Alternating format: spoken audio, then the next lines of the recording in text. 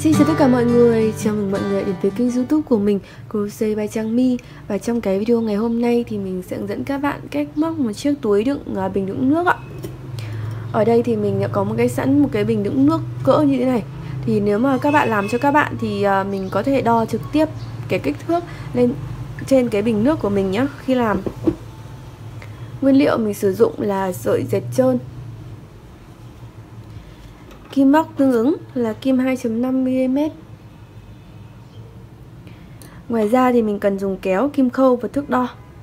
Nếu mà mình không có cái bình ở đây thì các bạn lên có số đo của nó và làm theo cái số đo. Còn thuận tiện nhất thì là mình sẽ đo trực tiếp lên trên cái bình nước để nó vừa vặn nhất nhé. Đầu tiên thì mình sẽ bắt đầu từ phần đáy của cái túi đựng bình nước ấy, phần đáy của chai nhá. Móc từ trong tâm ra để móc thành hình tròn đáy chai. Thì các bạn sẽ tạo một cái vòng tròn ma thuật và móc 12 mũi kép giúp mình. Thì mình sẽ quấn một vòng quanh ngón tay ạ. Như thế này. Thì mình sẽ đi lên 2 mũi bính. 2 mũi bính này thì sẽ được coi như là một mũi kép. Thì có nghĩa là các bạn sẽ móc tiếp 11 mũi kép nữa vào cái vòng tròn này ạ.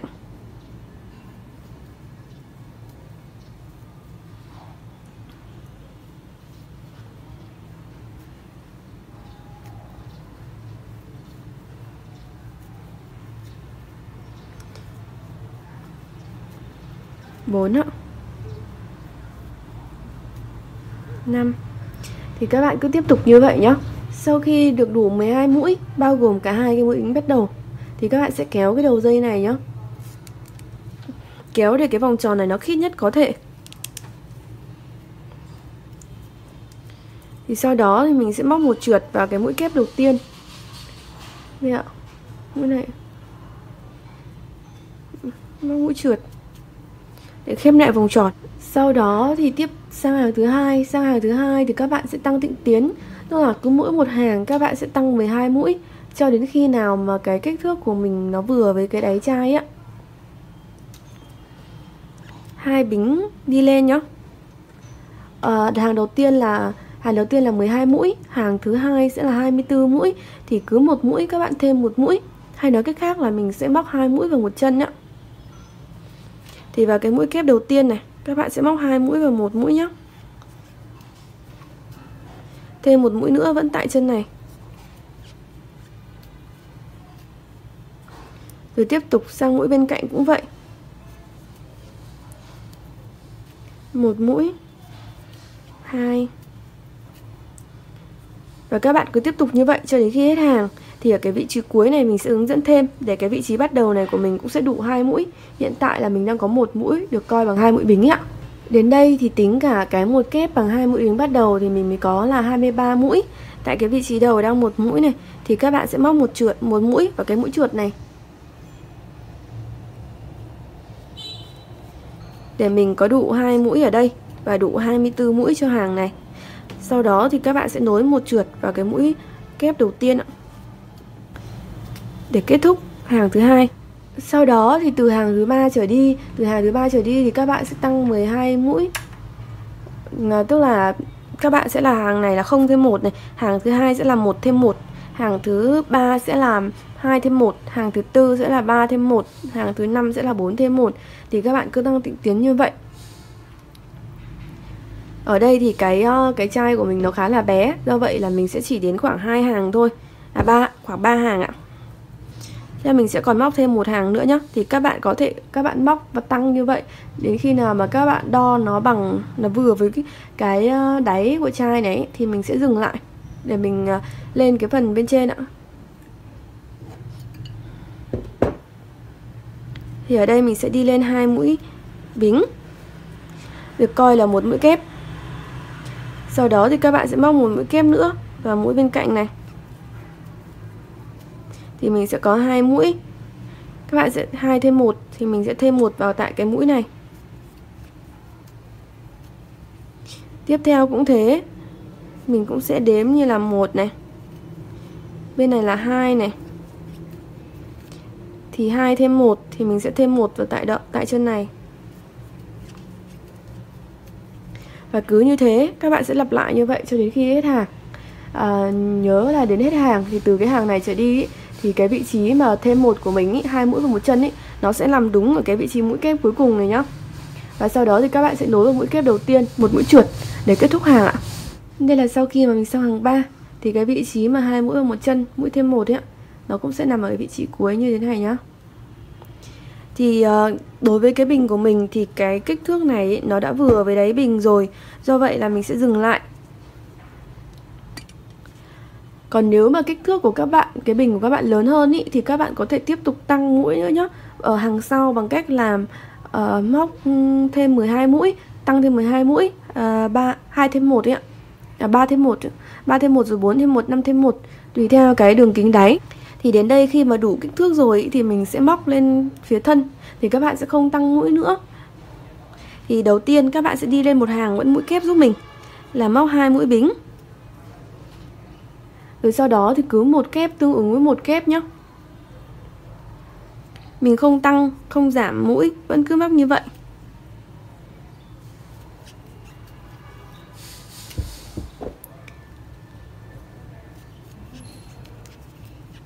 Các bạn cứ móc giúp mình một kép tương ứng với một kép cho đến khi hết hàng nhé. Đến cuối hàng thì các bạn cũng sẽ móc một trượt vào cái mũi kép đầu tiên để kết thúc hàng. Thì các bạn có thể thấy đấy ạ, là cái đáy của mình nó sẽ như thế này. Cái hàng không tăng mũi của mình ý, cái hàng không tăng mũi của mình thì nó sẽ nhô lên cái phần thân một chút như thế này, và nó ôm vừa với cái thân chai nước luôn.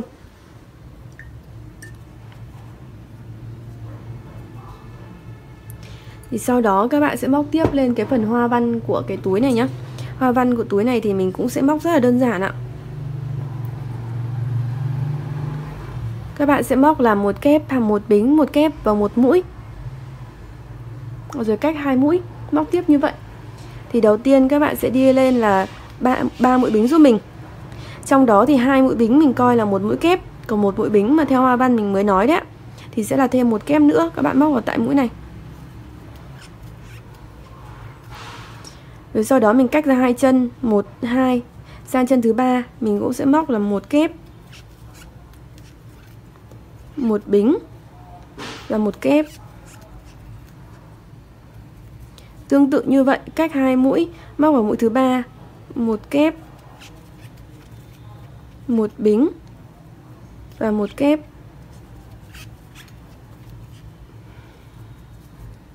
Và cứ như vậy các bạn sẽ lặp lại cho đến khi hết hàng nhé. Đến cuối hàng của mình nó sẽ như thế này, là cách một mũi thôi nhá, do một mũi là 2 cái mũi bính này đấy ạ. Thì sau đó các bạn sẽ nối một trượt vào cái mũi bính thứ 2 này ạ. 2 bính mình coi là một kép, do vậy là các bạn sẽ nối vào vị trí mũi bính thứ 2 này nhá. Một mũi trượt. Và sang hàng thứ 2 thì các bạn cũng sẽ móc tương tự, hàng sau ấy các bạn cũng móc tương tự hoa văn như vậy nhá. Đầu tiên là các bạn đi một trượt vào khoảng trống một bính này. Sau đó mình cũng sẽ đi lên 3 bính. Trong đó có 2 bính đầu tiên được coi là một mũi kép. Sau đó một kép tiếp vào cái khoảng trống một bính này. Thì thay vì ở hàng trước là mình cách 2 mũi rồi móc vào mũi kép tiếp theo, thì ở đây thì các bạn sẽ móc vào những cái khoảng trống một bính này một cụm như vậy. Một kép, một bính và một kép vào cái khoảng trống một bính nhé. Sang bên cạnh cũng như vậy. Một kép, một bính, một kép. Và các bạn cứ lặp lại như vậy cho đến khi hết hàng. Đến hết hàng thì mình cũng sẽ nối vào mũi bính thứ 2 này. Mũi bính thứ 2 này một trượt để mình kết thúc hàng ấy. Sau đó thì các bạn cứ tiếp tục lặp lại những cái hàng như vậy nhá, như hàng vừa rồi ạ.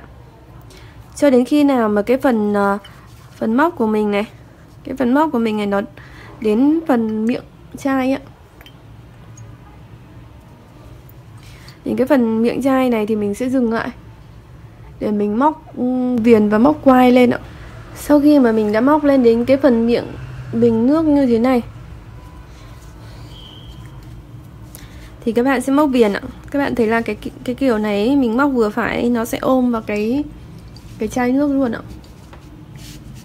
Nó chắc đối ạ.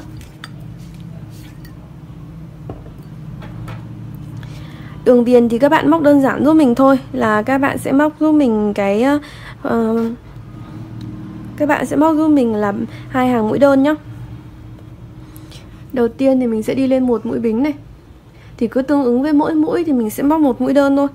Vào khoảng trống một bính thì mình móc một đơn này. Mũi kép thì mình cũng sẽ móc một đơn. Các bạn cứ móc như vậy.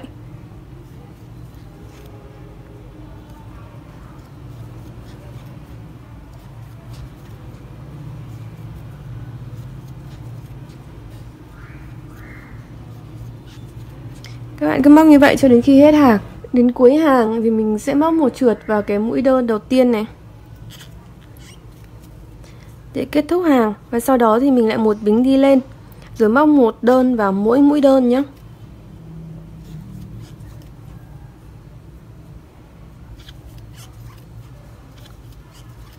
Các bạn cứ móc vào mỗi mũi đơn cho đến khi hết hàng ạ.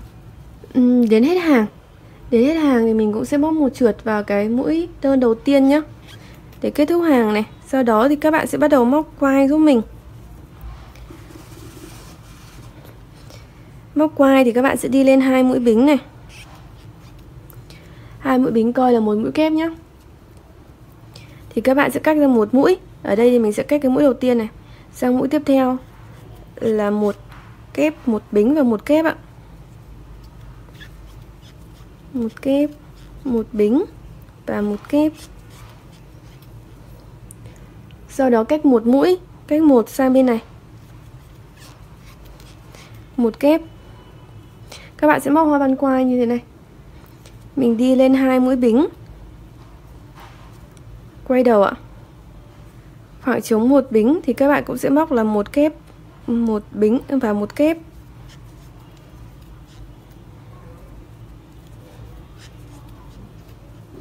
Rồi lại một kép vào cái mũi bính thứ hai này.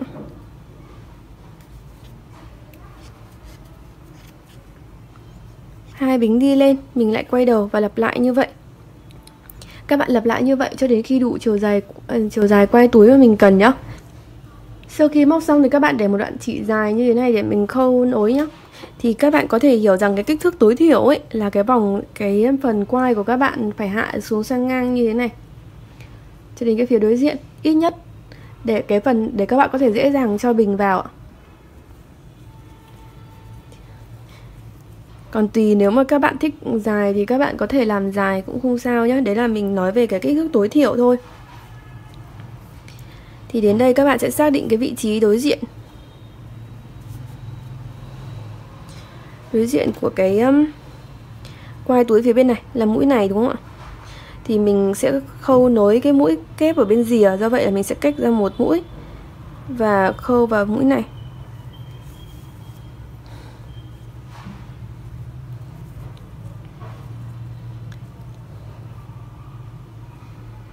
Mình sẽ khâu sang ngang nhé, để mình tránh cái đường dây lên trên.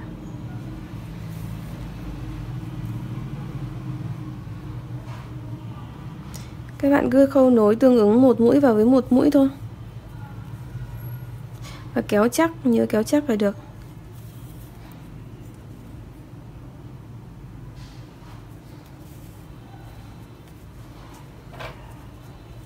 Dạ. Mình vòng lên trên. Các bạn có thể khâu lại thêm lần nữa để đảm bảo là cái phần quai này của mình nó được nối chắc vào bên phía này nhá, tránh bị đứt tuột ạ.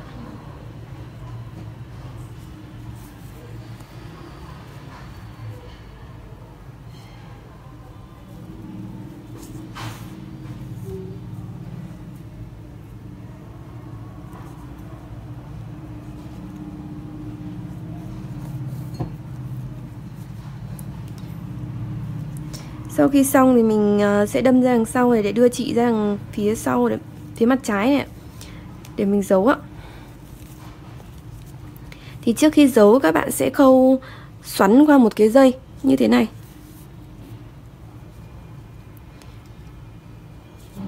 Để mình thắt nút tại đây cho nó cái đường chỉ dấu của mình được chắc hơn ạ. Rồi các bạn sẽ luồn dưới những cái mũi móc của mình nhá. ở cái đầu miệng túi hay là mũi đơn nên là rất dễ giấu ạ.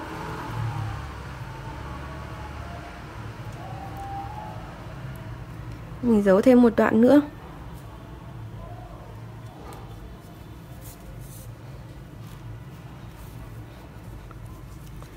Như thế này. Đối với cái sợi polyester 100% này thì các bạn có thể dùng bật lửa để đốt cái đầu đi sợi dệt đấy ạ. Sợi polyester và nó là sợi dệt, nó rất dễ bị bung. Thì các bạn sẽ đốt cái đầu này để nó chảy thành nhựa. Rồi mình sẽ gạt nhanh để cho nó dính luôn vào với cái mũi móc bên cạnh á.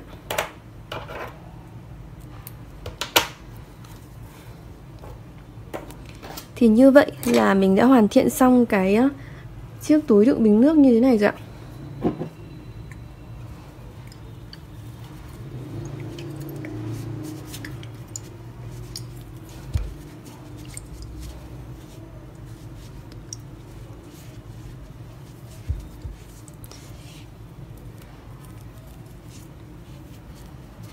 Trông nó rất là đơn giản và móc nó cũng rất là đơn giản đúng không ạ?